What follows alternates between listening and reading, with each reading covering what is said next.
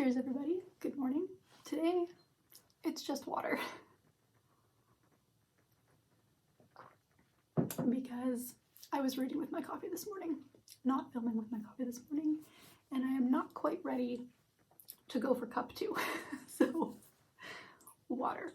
Anyways, hi, hello. We are going to talk about Anita de Monte, Laughs Last by Xochitl Gonzalez, because this book is absolutely brilliant. I included this book as part of my library haul video from last week. I think it's the most recent video up on my channel, and the heat just came on, I apologize. And there were a couple of comments about how this was also on other people's TBRs, or they were excited about it. And I think Caitlin from Vandy's Books mentioned that there was a review talking about how good this book is. And my expectations were just kind of skyrocketing on this book. And it has absolutely lived up to the hype. And so I figured I would just do a really quick video talking about it and saying, if nothing else from this video, just pick it up. That's all you need to even see. Right now, you can click off if you want. I mean, I prefer you didn't, but pick up this book. It is absolutely worth your time. So you are following two timelines. In the more present day timeline, which is kind of the late 90s, you are following Raquel. And then you are following from a previous timeline, you are following Anita and Jack. And what happens is Raquel is writing a thesis, and she is working through art. And she's trying to find kind of inspiration behind this one very well-known sculptor named Jack. And as she kind of digs, she's not really finding what she's looking for, and then comes across a portion of Jack's life that just doesn't really seem to align with anything else that he does. But at the same time that she's going through this process, you are following Jack and Anita, and you are kind of being able to put the pieces together and figure out what was going on in Jack's life at this time. And then the story of Anita starts to take center stage. And it's really a story about power imbalance and women being forgotten in history, and how apparently you can't have two successful people in a relationship. Only one can be successful and the other one has to kind of just sit in the background, and what happens when that imbalance starts to shift, particularly with the people in these books. So Raquel is getting involved with this artist named Nick, and Anita and Jack are together, and you're really starting to see similarities in the way their relationships align. They are not healthy relationships.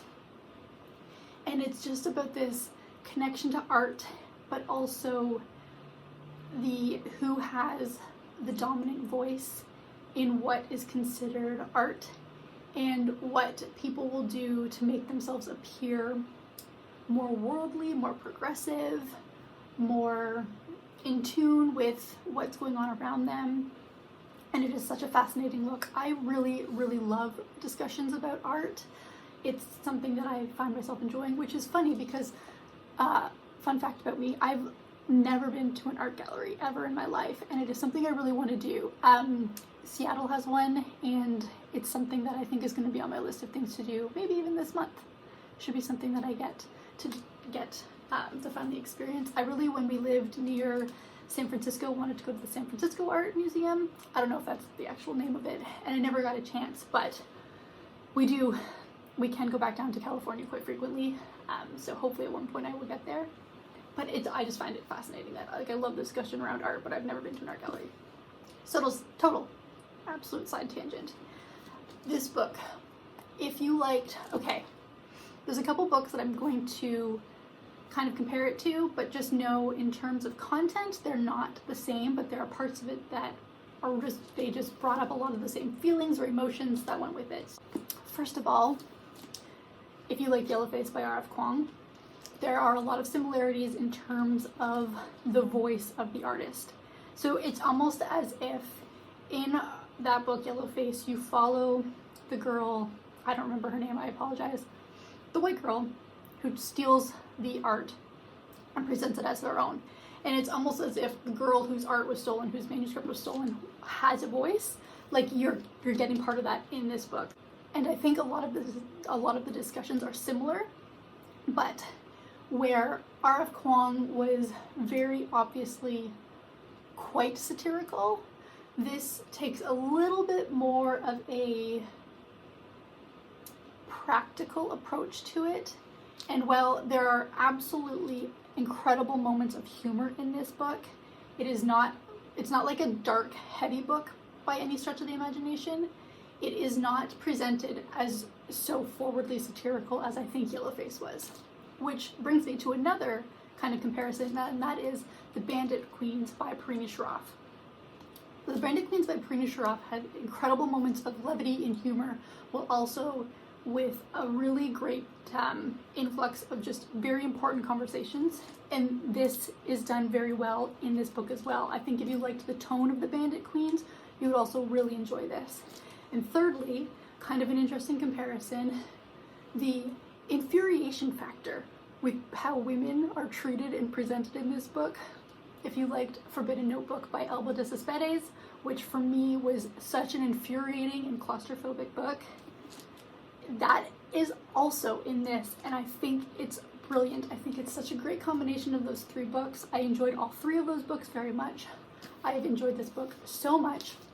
You are in a very well-paced, fast-moving plot, but there are also these moments of just stream of consciousness where you're in these women's heads or in Jack's head. So there's the three perspectives, and it's just their thoughts and how they're looking at the world, and sometimes how they're looking at the world is so skewed by what is happening around them, and then you have these moments of clarity where you're like, oh no, this is actually what they think, this is actually what they believe, and their thought process, which goes back to the girl from Yellowface, where she tries to justify things in her head, and you're given that point of view. You are given that in this, and I just think it's positively brilliant. I don't know why, in reading the women's long list right now, if this was eligible for the long list, I don't know if it's out in the UK, I have no idea, but somehow was not put on it.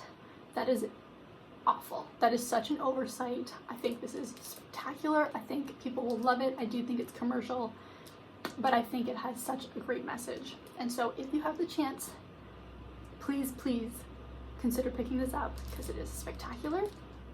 And I don't think I am alone in thinking that. I think right now it has an average rating of 4 point something on the Storygraph.